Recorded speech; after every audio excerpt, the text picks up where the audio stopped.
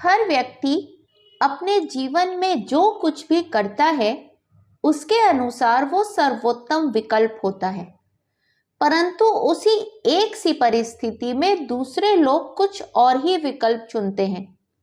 जब हमारे सामने ये हकीकत आती है तो हम अपनी ढेर समझ पर आश्चर्य करते हैं और निरुत्तर हो जाते हैं। कई बार तो अपनी बेवकूफ़ी पर आश्चर्य के साथ साथ हंसी आने लगती है। आज रूबरू में मैं अपने जीवन के 5 ऐसे वाक़ये आपके साथ शेयर करने जा रही हूँ जिन्होंने मुझे बहुत कुछ सोचने पर मजबूर किया है। अनुरोध करती हूँ कि आप लोग भी अंत तक वीडियो को देखिए, विचार कीजिए और अपना अनुभव शेयर कीजिए। आज की हमारी चर्चा का विषय है उपभोगवाद की हकीकत। सर में भयंकर दर्द था, सो अपने परिचित केमिस्ट की दुकान से सरदर्द की गोली लेने रुकी। दुकान पर नौकर था, उसने मुझे गोली का पत्ता दिया। तो उससे मैंने पूछा, गोयल साहब कहाँ गए हैं? तो उसने कहा, साहब के सर में दर्द था, सो सामने वाली दुकान में कॉफ़ी पीने गए हैं, अभी आते होंगे। मैं अपने हाथ में लिए उस दवाई के पत्ते को देखने लगी। दूसरा वाकया, माँ का ब्लड प्रेशर और शुगर बढ़ा हुआ था, सो सवेरे सवेरे उन्हें लेकर उनके पुराने डॉक्टर के पास गई। क्लिनिक से बाहर उनके गार्डन का नज़ारा दिख रहा था, जहां डॉक्टर साहब योग और व्यायाम कर रहे थे। मुझे करीब 45 मिनट इंतज़ार करना पड़ा। कुछ देर में डॉक्टर साहब अपना नींबू पानी लेकर क्लिनिक आए और माँ का चेकअप करने लगे। उन्होंने मम्मी से कहा, आपकी दवाइयाँ बढ़ानी पड़ेगी, और एक पर्चे पर करीब 5 या 6 दवाइयों के नाम लिखे। उन्होंने माँ को दवाइयाँ रेगुलर रूप से खाने की हिदायत दी। बाद में मैंने उत्सुकतावश उनसे पूछा कि क्या आप बहुत समय से योग कर रहे हैं? तो उन्होंने कहा कि पिछले 15 साल से वो योग कर रहे हैं और ब्लड प्रेशर व अन्य बहुत सी बीमारियों से बचे हुए हैं। मैं अपने हाथ में लिए हुए माँ के उस पर्चे को देख रही थी, जिसमें उन्होंने बीपी और शुगर कम करने की कई दवाइयाँ लिख रखी थी। तीसरा वाकया, अपनी दीदी के साथ एक ब्यूटी पार्लर गई। मेरी दीदी को हेयर ट्रीटमेंट कराना था, क्योंकि उनके बाल काफ़ी खराब हो रहे थे।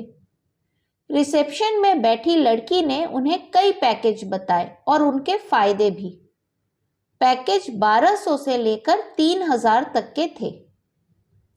कुछ डिस्काउंट के बाद मेरी दीदी को उन्होंने 3000 रुपये वाला पैकेज 2400 रुपये में कर दिया। हेयर ट्रीटमेंट के समय उनका ट्रीटमेंट करने वाली लड़की के बालों से अजीब सी खुशबू आ रही थी। मैंने उससे पूछा कि आपने क्या लगा रखा है, कुछ अजीब सी खुशबू आ रही है।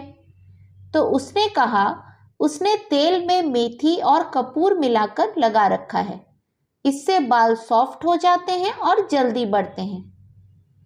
मैं अपनी दीदी की शक्ल देख रही थी, जो 2400 रुपये में अपने बाल अच्छे कराने आई थी। चौथा वाकया, मेरी रईस कज़न, जिनका बड़ा डेयरी फार्म है, उनके फार्म पर गई। फार्म में करीब 150 विदेशी गाय थी, जिनका दूध मशीनों द्वारा निकालकर प्रोसेस किया जा रहा था। एक अगले हिस्से में 2 देसी गाय हरा चारा खा रही थीं। पूछने पर बताया, उनके घर उन गायों का दूध नहीं आता जिनका दूध उनके डेयरी फार्म से सप्लाई होता है, बल्कि परिवार के इस्तेमाल के लिए इन 2 देसी गायों का दूध, दही व घी इस्तेमाल होता है। मैं उन लोगों के बारे में सोच रही थी जो ब्रांडेड दूध को बेस्ट मानकर खरीदते हैं। 5वां वाकया, एक प्रसिद्ध रेस्तरां जो कि अपनी विशिष्ट थाली और शुद्ध खाने के लिए प्रसिद्ध है, हम खाना खाने गए। निकलते वक्त वहां के मैनेजर ने बड़ी विनम्रता से पूछा, मैडम खाना कैसा लगा? हम बिल्कुल शुद्ध घी, तेल और मसाले प्रयोग करते हैं। हम कोशिश करते हैं बिल्कुल घर जैसा खाना लगे। मैंने खाने की तारीफ की तो उन्होंने अपना विजिटिंग कार्ड देने को अपने केबिन में गए।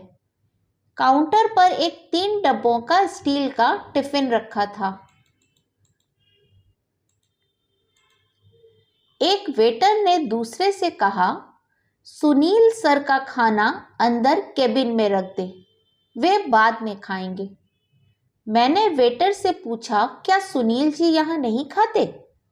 तो उसने जवाब दिया, सुनील सर कभी बाहर नहीं खाते, हमेशा घर से आया हुआ खाना ही खाते हैं।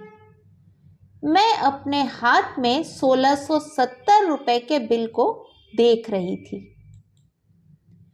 ये कुछ वाकये हैं जिनसे मुझे समझ आया कि हम जिसे सही जीवन शैली समझते हैं वो हमें भ्रमित करने का जरिया मात्र है।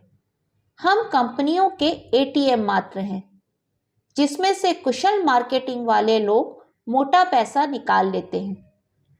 अक्सर जिन चीज़ों को हमें बेचा जाता है उन्हें बेचने वाले खुद इसका इस्तेमाल नहीं करते।